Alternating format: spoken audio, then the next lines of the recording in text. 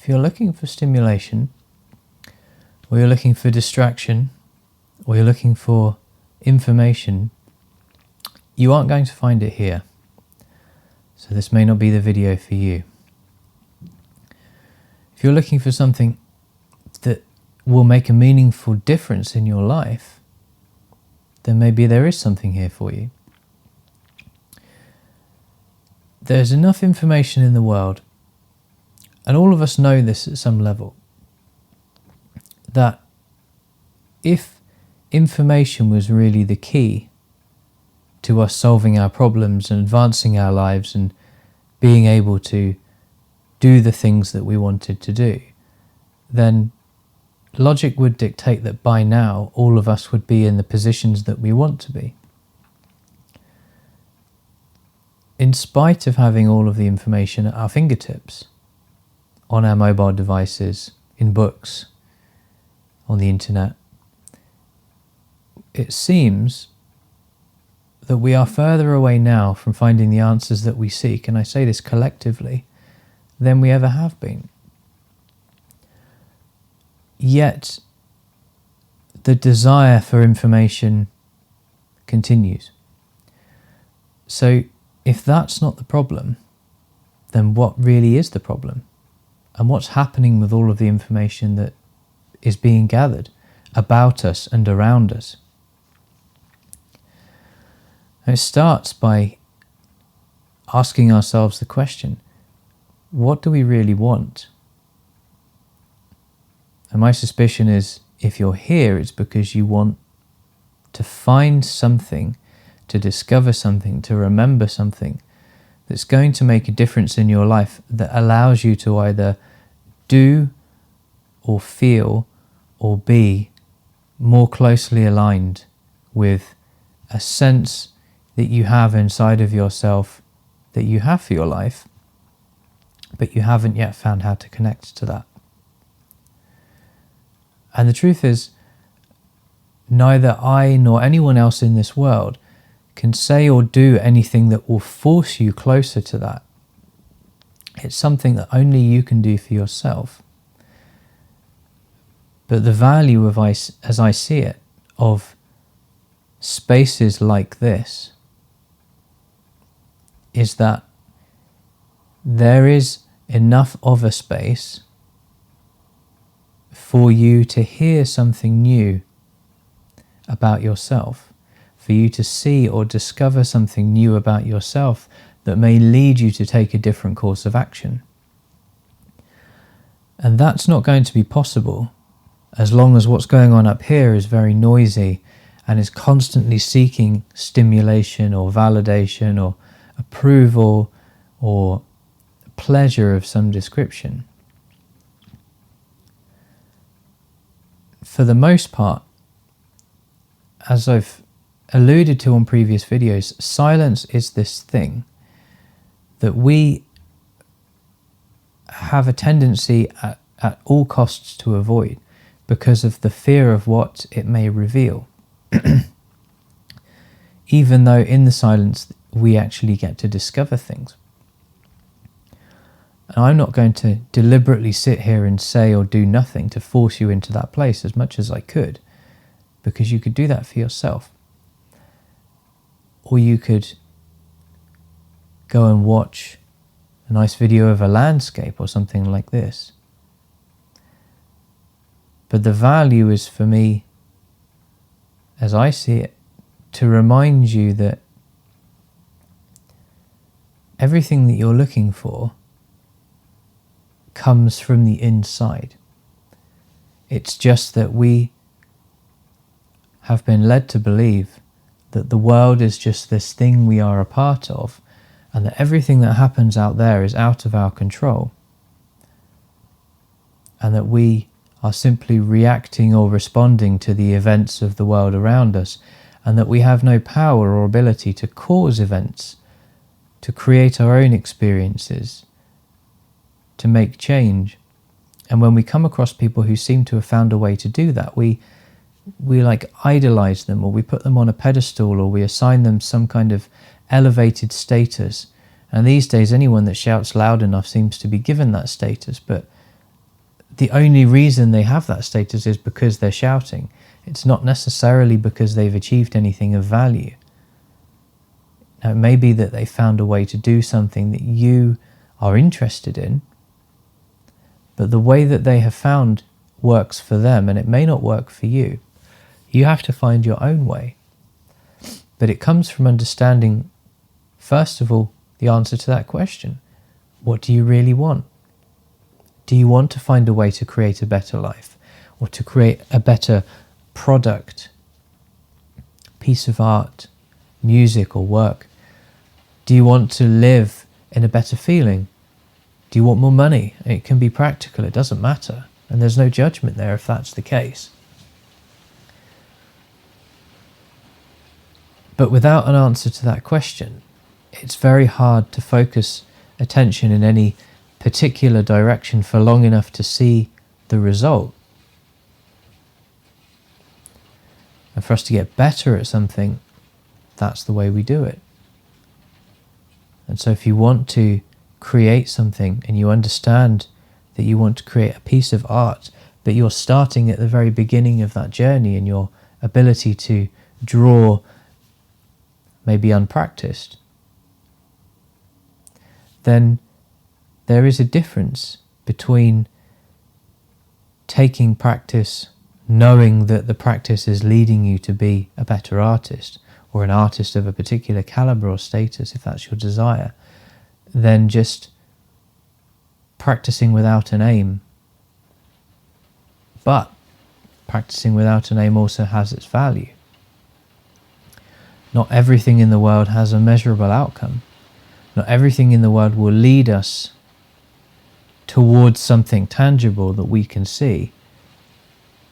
And that's where the realm of how we feel starts to come into play, and it starts to take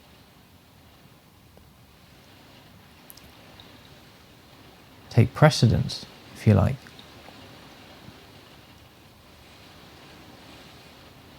Now, information is something that we become obsessed about because we have this idea now that to get from here to here in the least possible number of steps with the least amount of effort is desirable. But by doing so, we exclude the value of the journey of who we have to become to get to that point. All of us want to get somewhere, to be someone, to do something. Some of us more so than others. But very few of us are prepared to go through the journey. And the thing is, there's enough quotes and sayings out there, and I shan't bore you with any of those right now. But intuitively, we all hear this. We all have this sense. It's not about the destination, it's about the journey. And we're in such a rush to get to the end that we forget that everything between where we start and where we get to has value. Information can't display that. Information can't quantify the feelings that you may need to face and overcome or create. It may not be able to quantify the person that you become as a result of going on some process of discovery. It may not be able to demonstrate that although there is a straight line between the thing that you want and your ability to get there, that sometimes actually it's more interesting and enjoyable to take the twisty road, to take the path that's slightly harder to walk on, or maybe just to walk a bit more slowly. But you can only discover those things when you slow down enough to realize that often the desire to get somewhere as quickly as possible exists because there is some idea that we're holding, some thought that we've picked up or that's occurred to us over time that carries with it the promise of relief when we finally get to the end.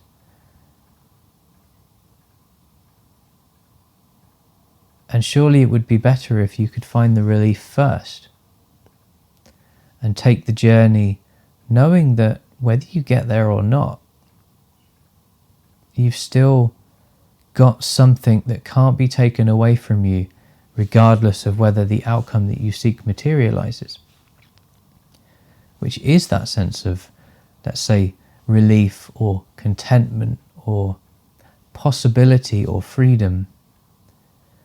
And our lives don't need to be restricted by just achieving a singular outcome, by buying something or getting somewhere in your career or having so many children or status. And if you approach the desire to have those things from the perspective of already being enough, already being content with what you have, then it doesn't diminish your ability to create things in the world. It doesn't take away the sense of enjoyment that you will get when you do arrive at those destinations. It simply takes away the sense of urgency for you to rush there as quickly as possible. And any of us that have rushed into things before will know that often in the short term it looks like we get the thing that we want quickly, if at all, but in the long term we pay a different price for it, and that price is compromise, or it's debt, or it's mistakes, or it's decisions made which have consequences that we then have to pay for in other formats. And information can't show us that. There's no book that you can read that is going to guarantee that everything that you want isn't going to involve some degree of difficulty. It's not going to involve some degree of hardship or some degree of growth or discomfort. But it doesn't have to involve suffering. And that's the good news. Everything that you want in life can be achieved, but there is a growth process, and growth involves breaking out of the image of yourself that you have in this moment and becoming something different. And the reason that so many people cannot achieve the things that they want to achieve is because they don't want to change. Or, potentially, and because they don't perceive that change is possible for them. Now, I used to believe, when I first started trying to improve the circumstances of my life back in my 20s, I used to believe that I couldn't possibly ever have a life where I didn't feel miserable, angry at the world, irritated by something that someone has done. I couldn't perceive of a life where I could look at myself in the mirror and smile and see what I liked, or see a reflection of a person that was enough. I just couldn't conceive of it. And so at the beginning there is I don't want to say leap of faith, because that could easily be taken out of context, but there is an unknown. And it's in those moments when we're very, very much embarking upon the journey for the first time that we're looking for the guarantee, that we're looking for the promise that our efforts are worthwhile. But the thing is, even if we don't achieve the outcome, again, it's what we become, who we become in the process. That's what's worthwhile, because sometimes we get to a point where, and I think about my own experience here, where I've got to a point where I've realized that actually the thing I'm chasing isn't important, because I've become someone to whom that thing is not important anymore. Actually something else is important, and it may be, instead of chasing money, actually what I've realized is I just want to feel fulfilled in my job. Or instead of chasing relationships, actually what I want is just to be able to like the person I see in the mirror. and then a relationship or a job or a different kind of experience manifests itself in a way that I couldn't have predicted, because I'm not really that fussed about it. I'm not that concerned about it anymore. So the more comfortable you become with who you are in this moment, the easier it is for you to move forwards in life and to either become more of that, to change that, to shape that consciously, to create things in the world from a stable and understanding position within yourself. As long as there is instability within you and you're seeking something from the world to fill that void, there's always going to be this sense of tension that propels you forwards, that may lead you to believe that you're never doing enough, that everybody around you has the answers and that you don't, and that maybe there's something wrong with you, or maybe you just haven't read enough books or been on enough courses or suffered enough. And I've been through all of those ideas and tried them all on, and they don't feel very nice. So I can say with confidence, none of those things are true, nor are they necessary. What's necessary is to resolve to yourself the thing that you want in your life, and to start by giving yourself permission to be you as you are in this moment, knowing that whoever you are, whatever it is that you're dealing with, whatever you're facing currently or have faced in the past and are overcoming, that's a step. It's not every step, it's just today's step. And so if there is suffering in your past, or there is discomfort in your present, then it doesn't have to be carried forward into your future. You can look forward, and it is entirely possible to look forward to a life where there is no suffering. It's possible to look forward to a life where discomfort is seen as an opportunity for growth, and it's not something that you shrink away from, it's something that you embrace, knowing that you are in a position to call forth more of yourself. And maybe then when you do these things, you can look at this information and go, yeah, that makes sense, because now I have a different point of reference for it. I have become someone who is able to understand the value of these numbers or these words on the page. But to begin with, when you're at the very first preliminary stages of that journey, often that stuff doesn't make sense. And depending on who it's written by,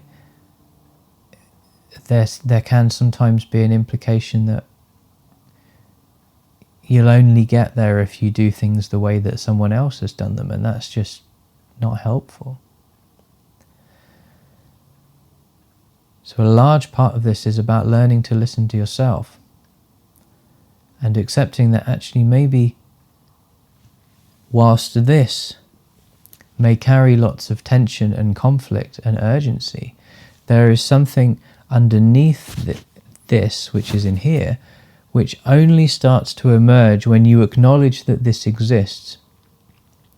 And to sit down for a moment and just listen and just observe what that voice is saying, not because you need to do anything with it, but just to recognize that it's there.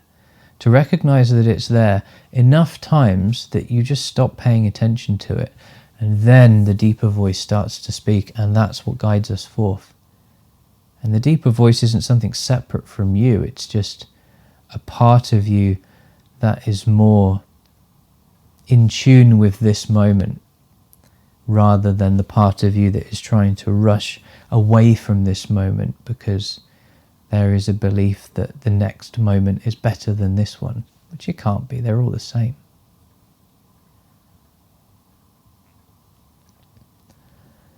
And as I said at the beginning, there's no information I can give you that's going to resolve all of your problems. There's no information anyone can give you that's going to do that. There are techniques and there are tips out there that may temporarily, for a period of time, resolve some of the things that you're dealing with, but ultimately, what moves us forwards is becoming something different. And we become something different when we recognize that we have the potential to think different. And to think different simply means recognizing that thinking is happening almost continuously for most of us, paying attention less to the thinking that does not yield desirable outcomes or feelings, and noticing when thoughts arise that feel nicer and paying more attention to those. Every single one of us can do that. And that may sound overly simplistic to some of you, but the reality is simplicity always carries with it benefit. We are prone to looking in the direction of that which is complex because our minds tell us that it can't possibly be that simple. It can't be that straightforward. It feels like an admission of guilt or failure for us to accept that maybe the thing that we want is actually way closer to us than we want to believe it is. But, what does it matter? What does it matter if we have to put our egos to one side for a moment to see that actually, maybe I'm just paying attention to the voice in my head that says I'm not good enough, but if I witness it and observe it and recognize that it's there and I stop paying attention to it, perhaps there's a different voice in there which says, actually, do you know what? What's really true is you are. And you can never be anything less than good enough. Because as long as the energy of life sees fit to continue beating your heart and breathing in your lungs even when you're sleeping, then something somewhere that you are also a part of sees there to be a purpose for your being here. And that is you at the deepest level. So by listening and connecting with that, what you're doing is you're acknowledging and validating your own existence. You're saying, I am here. And everything that comes after that is up to me to define. And that's the truth. As I see it anyway. And tomorrow it may be different, but that's how it appears to me now. And I hope there's value in that for you. There's something in there that you may hear new, which occurs to you to reflect on, to take action with, or to share. And there are many of us on this path who are moving forwards through life, gaining a deeper understanding of who we really are and what we're really capable of. And if you happen to be one of those people and something that you hear it resonates with you, then share it for the benefit of everybody else, but also to make it real within you, because anything that we commit to writing is something that we start to make visible in the world. We create the form of our words, and those words, they become a part of who we are. Right? So do it for yourself and do it to share with others as well. And also, let me know if this video is of value. Subscribe if you like what you're hearing, because there's more to come. And interact in whichever way you so desire, because it tells YouTube that there's something of value here which others may also find valuable, and I appreciate that. So until next time, I wish you well.